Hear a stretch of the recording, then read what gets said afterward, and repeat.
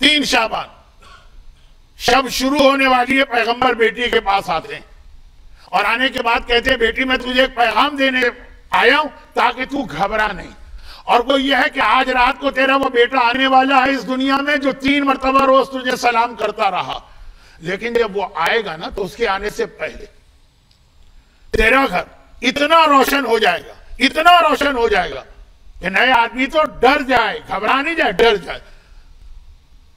اللہ نے جنت میں حور پیدا کی ہے، لعبہ، اور وہ حور ایسی ہے جسے اللہ نے جنت میں اتنا حسن دیا ہے کہ جنت کی ساری حوریں اس کے مقابلے میں بیکار۔ یہ بیکار میرا لفظ ہے، پیغمبر کا نہیں ہے، ان کا حسن ماند پڑ جاتا۔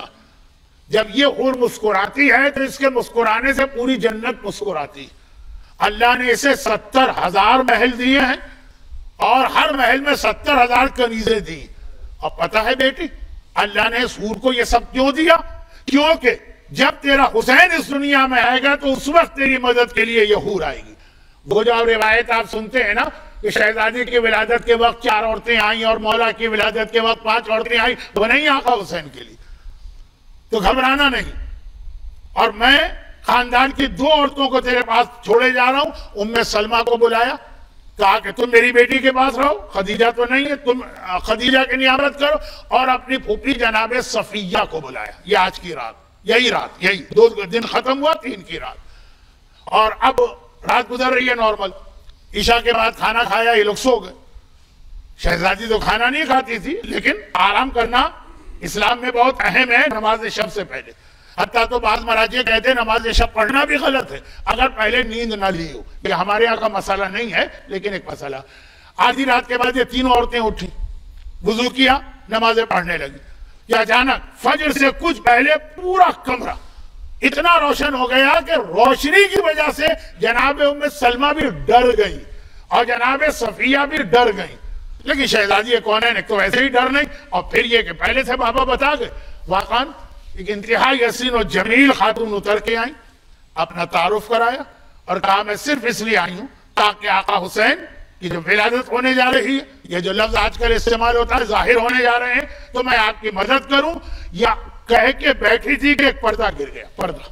یہ تمام روایتوں میں ہر امام کی ماں نے یہ گواہی تو دی ہے کہ ایک پردہ گر گیا، اور جیسے ہی پردہ ہٹا، یعنی پردے کا مطلب یہ ہے کہ خود ماں کو بھی پتہ نہیں چلا کہ وہ بچہ اس دنیا میں کس طرح سے آیا۔ پردہ ہٹا تو آقا حسین سجدے میں نظر آ رہے ہیں اور انگلی آسمان کی جانب اٹھی ہوئی ہے اور کہہ رہے ہیں اشہد ان لا الہ الا اللہ واشہد ان جدی رسول اللہ وان ابی ولی اللہ وان اخی ولی اللہ وان امی سیدۃ نساء الجنہ۔ دنیا میں آ کے پہلا جملہ حسین کا لا الہ الا اللہ، اور کربلا میں جب دنیا سے جا رہے تھے تو آخری جملہ بھی یہی کہا تھا لا الہ الا اللہ، جسے اقبال نے کہا کہ صحرا کی ریت پر اپنے خون سے لا الہ الا اللہ لکھ دیا۔ لا الہ الا اللہ کہا، اپنے جد کی نبوت کی رسالت کی گواہی دی، بابا کی ولایت کی گواہی دی، بھائی کی امامت کی گواہی دی، ماں کے تمام جنت کی عورتوں کے سردار ہونے کی گواہی دی۔ اس حور نے اٹھایا، جنت کی خوشبو لگائی، شہزادی کی گود میں دیا، آخری جملے میرے، لیکن ابھی بھی کچھ باتیں تو رہ گئی ہیں، اور وہ حور تو باہر چلی، جناب ام سلمہ اور جناب صفیہ، یہ پیغمبر کی پھوپھی۔ جنت البقیع کی آپ نے زیارت کی ہوگی نا، وہاں ام البنین کے ساتھ جو خاتون دفن ہے ایک ہی جگہ، ایک ہی سمجھئے تقریباً ایک قبر میں، وہ جناب صفیہ، وہ بھی اپنے گھر گئیں۔ پیغمبر تشریف لاتے ہیں اور اس کے بعد پیغمبر جس وقت یہ کہتے ہیں کہ لاؤ میرے بیٹے کو میری گود میں دو، بہت مشہور جملہ، اس پر مجھے ایک فقہی مسئلہ بتانا تھا، آج وقت نہیں رہا، انشاءاللہ آئندہ فقہی مسئلہ آئندہ۔ بس جیسے یہ جملہ کہا تو ام ایمن نے کہا کہ یا رسول اللہ بس میں ابھی بچے کو غسل دے کے لاتی ہوں، بچہ پیدا ہو تو مستحب ہے نا غسل دینا۔ پیغمبر نے مسکرا کے کہا تو اسے کیا غسل دے گی، یہ پاک و پاکیزہ ہے، یعنی پیغمبر فرما رہے ہیں جسے یطہرکم تطہیرا کی آیت پاک کر چکی ہے، اے ام ایمن تو اسے کیسے پاک کرنے کا خیال کر سکتی ہے؟ آیت تطہیر نے جس کو پاک کیا ہے، لاؤ بچے کو میری آغوش میں دو۔ اس کے بعد 3 واقعات آئے، 3 واقعات بہت سارے ہیں، 3 اسی دن کی بات کر رہا ہوں، نہیں اس دن نہیں، پہلا اس دن، تیسرا 5ویں دن، دوسرا 5ویں دن، تیسرا 7ویں دن۔ اللہ نے آسمان پہ اعلان کیا حسین دنیا میں آ گئے۔ اے جبرائیل 7 دن تک تمہیں مسلسل پیغمبر کے گھر پہ جا کر پیغمبر کو مبارکباد دینا، 7 دن مسلسل جاؤ اور فرشتوں کی جماعت کو لے کے جاؤ۔ یہ تو مجلس کا بہت پرانا جملہ، اس لیے میں اس کو خالی عام طریقے سے دہراتا ہوں۔ فرشتوں سے کہا گیا کہ جاؤ۔ فرشتے کون ہیں؟ آسمان پہ یہ کیا کر رہے ہوتے ہیں؟ واٹس ایپ پہ بیٹھے ہوتے ہیں کہ موبائل پہ بیٹھے ہوتے ہیں کہ آفس میں کام کر رہے ہوتے ہیں؟ یہ آسمان پہ رکوع کرتے ہیں، یہ سجدہ کرتے ہیں، یہ عبادت کرتے ہیں، یہ نمازیں پڑھتے ہیں، یہ ذکر خدا کرتے ہیں۔ ان کا ایک ہی کام ہے آسمان پر۔ لیکن کہا گیا کہ آج حسین دنیا میں آیا ہے، چنانچہ آج فرشتوں اپنی نمازیں چھوڑو، اپنے رکوع چھوڑو، اپنے سجدے چھوڑو، اپنا ذکر چھوڑو، اپنا تلاوت قرآن کا عمل چھوڑو، آج جا کے حسین کو مبارکباد دو۔ حسین کی مبارکباد دینا آج فرشتوں کی نماز سے زیادہ افضل عمل قرار پایا۔ لیکن ہماری آپ کی نمازیں تو آج بڑھ جائیں گی نا کہ اللہ نے ہمیں اتنا بڑا تحفہ دیا ہے۔ اب یہ جو 7 دن جبرائیل آئے، 70,000 ملائکہ کو لے کے آئے۔ بعض روایتوں میں اتنے سارے ملائکہ کی خواہش تھی پیغمبر کو مبارکباد دینے کے لیے کہ اللہ نے پھر ان کے گروپ بنا دی۔ 7 دن جبرائیل کو اس لیے بھیجا کہ آج ان 70,000 کو لے کے جاؤ، یہ 70 لاکھ، آج ان 17 لاکھ، آج یہ 70 لاکھ، یہ آتے رہے۔ اس میں 3 واقعات پیش آئے، جن میں سے ایک واقعہ بہت مشہور ہے، 2 اور بھی ہیں۔ مجھے اس کو ذرا تفصیل سے بیان کرنا تھا لیکن آج وقت نہیں ہے، تو اشارتاً، اور اس کے بعد ایک آخری بہت اہم بات۔ اشارتاً وہ کیا؟ فطرس۔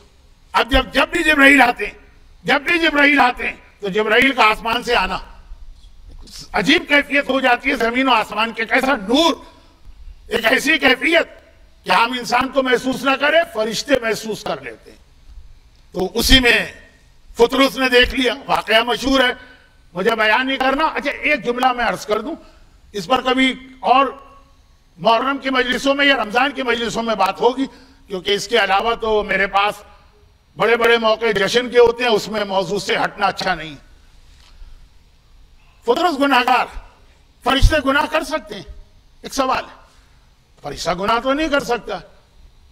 صرف اشارہ کر رہا ہوں کہ بعض علماء کا ایک جواب، اپنی تفصیل نہیں بتا رہا، وہ یہ ہے کہ اللہ نے فرشتوں بعض غیر فرشتوں کو بھی شامل کر کے فرشتوں کا حصہ بنا دیا، جس کی سب سے واضح مثال شیطان ہے۔ خود قرآن کہہ رہا ہے کہ ابا واستکبر وکان من الفاسقین، کہ یہ فاسقوں سے ہو گیا، لیکن کیوں؟ کیونکہ اس نے سجدہ نہیں کیا۔ اور یہ بھی قرآن نے کہا وہ جن تھا، کان من الجن، وہ جن تھا۔ قرآن کہتا ہے شیطان جن تھا، تو حکم تو اللہ نے فرشتوں کو دیا تھا سجدے کو، شیطان کو تو یہ حکم ملے گی نہیں، وہ تو فرشتہ ہے ہی نہیں۔ نیشنلٹی دے دی جاتی ہے کبھی کبھار باہر والوں کو بھی۔ یہ ہے مسئلہ کہ کچھ جن ایسے تھے، بہت زیادہ نہیں، اتنے معمولی کم، ان کو فرشتہ ہی اللہ نے ڈکلیئر کر دیا کہ تم فرشتے نہیں ہو لیکن فرشتوں میں رہو، اور جو فرشتوں کے لیے حکم آئے گا وہ تمہارے لیے بھی آئے گا۔ اب یہ میں بحث میں پڑھے بغیر ایک چھوٹی سی بات کہہ رہا ہوں، فطرس۔ اچھا فطرس پر یہ عذاب کیوں آیا؟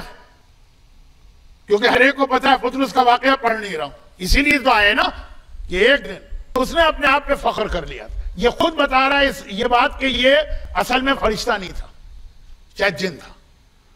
فخر کیا، مجھ جیسا کون ہوگا کہ میں فرشتہ نہیں ہوں لیکن فرشتوں کے ساتھ شامل ہو گیا، فرشتوں سے بھی بہتر ہو گیا۔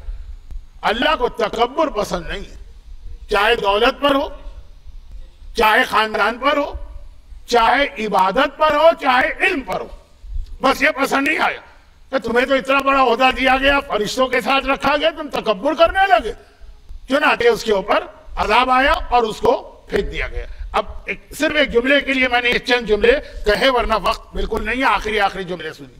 اب یہ پڑھا ہوا ہے اس جزیرے میں، آپ نے سنا ہے فطرس آیا، اور آنے کے بعد جبرائیل پیغمبر کی اجازت سے اس کے جسم کو آقا حسین کے جسم سے مس کرتے ہیں، اور بالوں پر پیدا ہوئے، جیسے ہی اس کو دوبارہ بالوں پر یعنی پر وہ ونگز ملے، وہ آسمان کی جانب اڑتا ہوا گیا اور ایک جملہ کہتا ہوا گیا، مثلی من انا عتیق الحسین، ارے مجھ جیسا آج کون ہوگا، میں تو وہ ہوں جسے حسین نے آزاد کیا۔ اچھا اب میرا ایک سوال، یہ علامہ ذیشان حیدر جوادی صاحب کا نکتہ تو بہت مشہور، میلبرن میں آپ نے اور کئی علماء سے سنا بھی ہوگا، لیکن میرا تو طریقہ ہے کہ میں کسی کی محنت پہ نہ چوری کرتا ہوں نہ ڈاکہ ڈالتا ہوں، بتا دیتا ہوں کہ کس کی محنت ہے۔ علامہ ذیشان دہلوی صاحب اکثر یہ جملہ ابو ظبی میں پڑھا کرتے، دودھ کا جلا چھاچ بھی پھوک پھوک کے پیتا ہے نا، اور سانپ کاٹ کے کسی کو تو وہ رسی بھی اس کو نظر آئے گی تو ڈر جاتا ہے سانپ نہ ہونا، یہ ہوتا ہے نا۔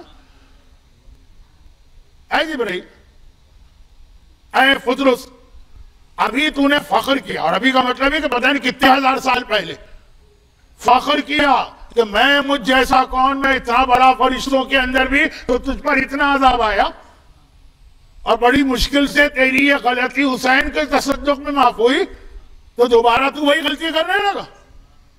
مجھے میں نے 2 دن پہلے مجلس میں کہا بائی پاس کا آپریشن اس لیے تو نہیں ہوتا نا کہ آپ مغز والی نہاری اور پائے اور پراٹھے کھانے لگے، ابھی تو تیری غلطی معاف ہوئی اتنی مشکل سے، فخر کی وجہ سے، اور دوبارہ تو کہنے لگا مجھ جیسا کون ہوگا۔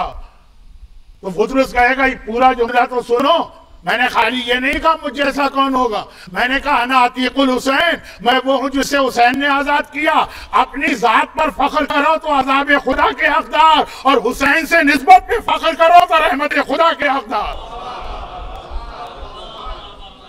میں نے نسبت حسین سے دی ہے، جو حسین سے اپنے آپ کو ملا دے اب اسے حق ہے فخر کرنے کا، جتنی بار بھی فخر کرے۔ لیکن پہلے دن فطرس، 5ویں دن سلسائل، سلسائل بھی ایک ایسے ہی فرشتہ، اس پر بھی عذاب، وہ بھی پڑا ہوا تھا ایک جگہ پہ، اس کو اٹھا کے لائے جبرائیل، جب وہ روزانہ آ رہے ہیں 5ویں دن آئے، سلسائل اٹھا کے لائے، اور وہ ایسا تھا گوشت کا لوتھڑا، یعنی یہ لفظ بتا رہا ہے گوشت کا لوتھڑا، روایت کا لفظ ہے، پر تو چھین لیا گا کہ یہ وہ فرشتہ نہیں ہے گوشت کا لوتھڑا، لفظ بتا رہا ہے کہ یہ فرشتہ نہیں ہے۔ تو وہی جو ایک اعتراض تھا میں نے اس کا جواب اشارتاً دیا۔ خلاصہ یہ ہے کہ پیغمبر نے کہا کہ اس کو حسین کے گہوارے سے مس کر دو، گہوارے سے مس کیا، بالوں پر پیدا ہوا وہ ہو رہا۔ 7ویں دن جو جبرائیل آئے تو دردائیل، یہ الگ الگ نام ہے، فطرس، سلسائل، دردائیل، وہ ایک فرشتہ، اس کے اوپر بھی کہیں عذاب تھا، وہ کسی جزیرے میں تھا۔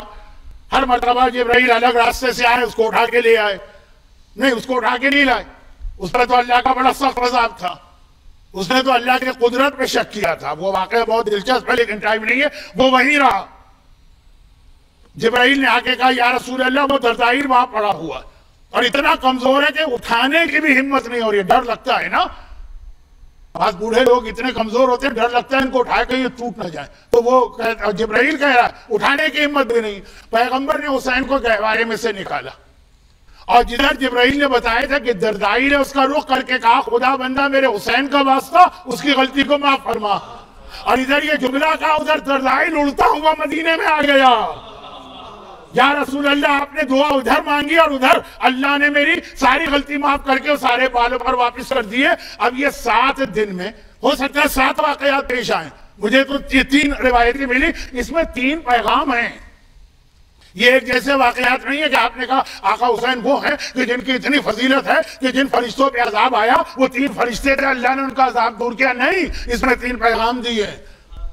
کیا پیغام دیے؟ کہا حسین کی عظمت کو پہچانو، پہلا فرشتہ حسین کے جسم سے مس ہوا تو اس کے سارے گناہ معاف ہو گئے، دوسرا حسین کے جسم سے مس نہ ہوا، فقط تبرکات سے مس ہوا، وہ گہوارہ جس میں حسین ہے، حسین کا جسم نہیں ہے۔ پیغام دیا کہ خالی حسین نہیں، جو چیز حسین سے نسبت رکھے وہ تمہاری دعائیں قبول کرواتی ہے، حاجتیں پوری کرواتی ہے، چاہے وہ یہ زری ہو، چاہے وہ علم ہو، چاہے وہ تابوت ہو، چاہے وہ زلجنہ ہو، کہ جو بھی حسین کی تبرکات ہیں۔ اور تیسرا پیغام کیا تھا؟ ارے اگر تبرکات تک بھی نہیں جا سکتے، حسین تک بھی نہیں جا سکتے، تم وہاں ہو، حسین یہاں ہے، یہاں بھی حسین کے وسیلے سے دعا کرو تو سینکڑوں میل دور کا فاصلہ رکاوٹ نہیں بنے گا، جہاں یا حسین کہو گے تمہارے سارے مسئلے حل ہو جائیں گے۔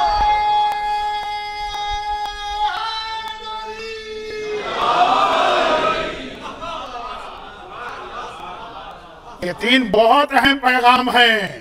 خالی حسین کا جسم نہیں، عظمت ہے حسین کو پہچانو۔ یہ خاک شفا، یہ شفا بنی کیسے؟ حسین سے مس ہونے والی چیز، حسین سے نسبت رکھنے والی چیز، ارے خالی حسین کا لفظ تمہاری زبان پہ آ جائے۔ دردائیل سینکڑوں میل دور تھا، حسین کا سکہ چلتا ہے اس کائنات میں. اب یہاں حیدرآباد دکن کے کچھ مومنین نظر آ رہے ہیں. وہاں یہ دورے کے مجالس میں ایک واقعہ بہت پڑھا جاتا ہے نا کہ علامہ ہلی کو ذرا شک ہوا کہ 90 حجوں کا ثواب ایک زیارت میں کیسے ملے, تو بادشاہ کا واقعہ اور بڑھیا کا واقعہ, اور اس نے بکری ذبح کی, اور یہی آخری پیغام امام زمانہ کا تھا. واقعہ امام کا ہے نا کہ جو کچھ بکری کے پاس تھا اس نے خدا کے لیے قربان کر دیا. اب جو کچھ خدا کے پاس ہے مالک خدا ہے, خالق خدا ہے, رازق خدا ہے, رب خدا ہے, الہ خدا ہے, معبود خدا ہے, مسجود خدا ہے. لیکن احسان فراموش نہیں ہے, خدا قدر کرنے والا ہے. حسین نے میرے نام پہ سب قربان کر دیا, اب میں حسین کے نام پہ ہر ایک کا مسئلہ حل کروں گا, چاہے وہ آج کا مومن کیوں نہ ہو. نام حسین ہی کائنات کو چلا رہا ہے.